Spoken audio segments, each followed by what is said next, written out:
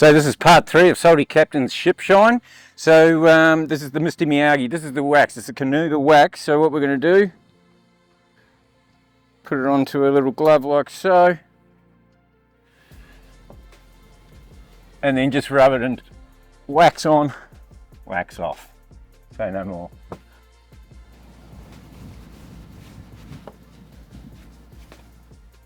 Feel free to be generous with it.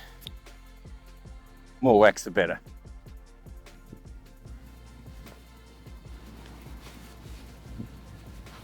Try to do it in a cool time of the day for a better finish. And then obviously go over the whole surface, and then once we've gone over the surface we either machine it off or you can hand rub it off depending on how energetic you're feeling on the day. Best part about the Carnauba wax is it's long lasting and UV protecting as well, so that helps, especially on the old fiberglass out in the high seas. Right, as you can see now we've got a good film all over the back there.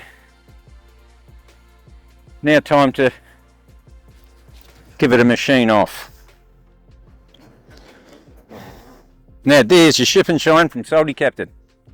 And because I'm not feeling as energetic as some of you, I'm going to be machining it off today. Like I said before, using a wooden pad, I'm going to be machine waxing it off because obviously a big area. You will get just a good finish with your microfiber brags as well. And so there is your 3-step ship and shine from Salty Captain. Happy boating.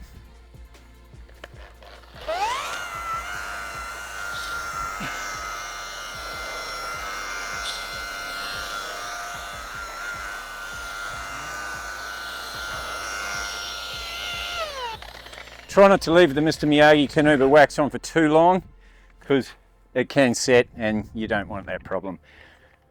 Whereas this, where we're machining it off, it'll be what, 5 minutes, and it's come up a great finish.